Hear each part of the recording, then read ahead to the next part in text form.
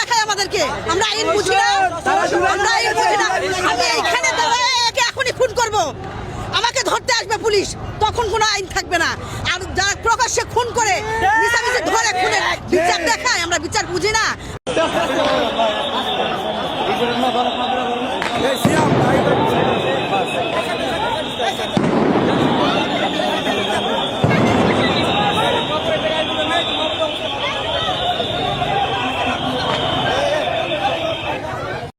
গুলি যারা চালিয়েছে তাদেরকে অবিলম্বে খুঁজে বের করে শাস্তির আওতায় আনার জন্য সরকারের প্রতি আহ্বান জানাচ্ছি। সরকারের কোনো ধরনের ঢিলামি এখানে বরদাস্ত করা হবে না।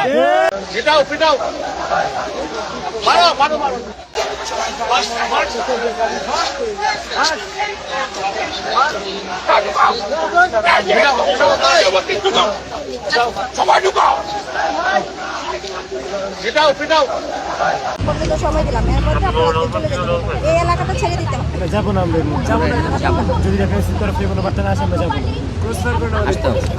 আজকে এই মুহূর্তে আমরা এমন কাজ করতে পারি তার রাস্তা ভর্তি হয়ে যাবে জাবেরের জন্য, পুরা ইলেকশন বন্ধ হয়ে যাক। এই ইলেকশন বন্ধ সারা জীবন বললো জামাত ইসলাম চায়, এক তো জামাত ইসলাম চাচ্ছে না, আপনারা কে চাচ্ছে সেটা বুঝতে পারতেছেন। কারণ মানুষের মধ্যে যে স্বতঃস্ফূর্ততা, মানুষ যে দাঁড়িপাল্লার প্রতি আকৃষ্ট, তারা এখন ভোট বন্ধ করার ষড়যন্ত্র করতেছে। ইনশাল্লাহ এই ষড়যন্ত্র ব্যাহত হবে, ইনশাল্লাহ জনগণের জয় হবে। আর ভারতীয় আধিপত্যবাদ ভারত হাসিনাকে রাখতে পারেনি, ভারত নতুন কাউকে নিয়ে আসতে পারবে না। ওসমান হাদি হত্যাকাণ্ডে ঢাকায় যে একটি গণমিছিল ইনকলাব মঞ্চ থেকে ডাকা হয়েছিল তা কিন্তু ইতিমধ্যেই তছনছ হয়ে গেছে।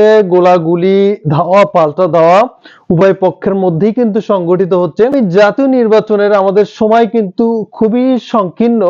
এর মধ্যে যে হাদি হত্যা কেন্দ্র করে যে পুলিশ এবং ইনকলাব মঞ্চের এবং ছাত্র জনতার যে একটি সংঘর্ষণ, এটা কিন্তু অত্যন্ত দুঃখজনক।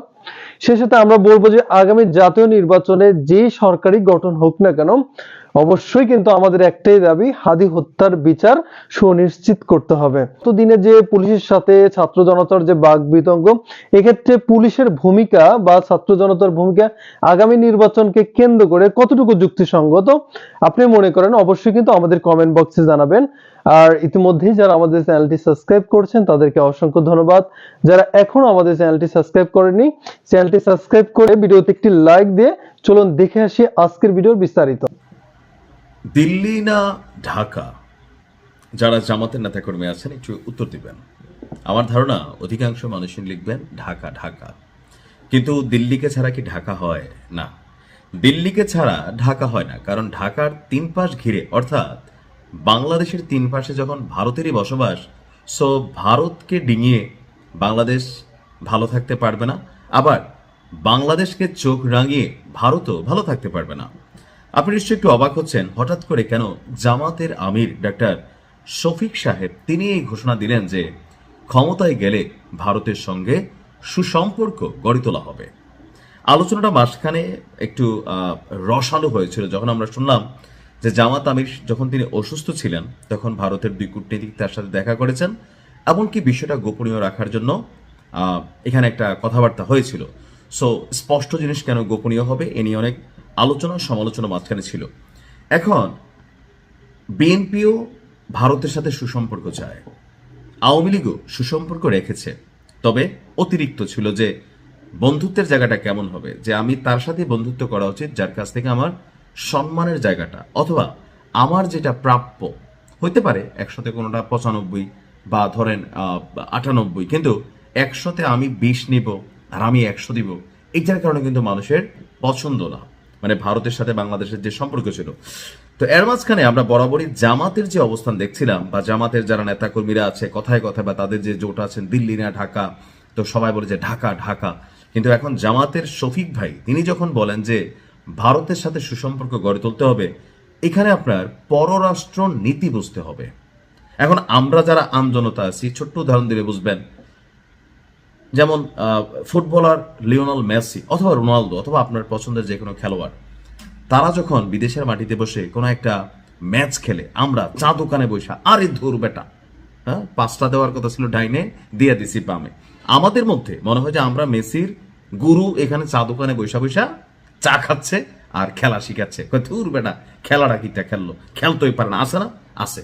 ক্রিকেটারদের নিয়েও আমরা কিন্তু এই ধরনের আলোচনা করি, কিন্তু যিনি মাঠে খেলেন, যিনি চেয়ারে বসেন, তার বিষয়টা আলাদা।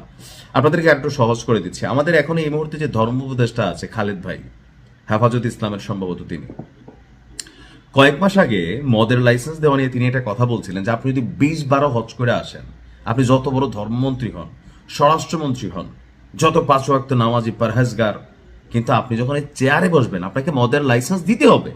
এই মদ বেচা বা বাংলাদেশে মদ যে আসতেছে এগুলোর থেকে যে টাকা বের হয় ওই টাকাই আপনার আবার মসজিদের জন্য ফান্ড হিসেবে যায়, কারণ এটা থেকে ট্যাক্স আসে, রাজস্ব আসে।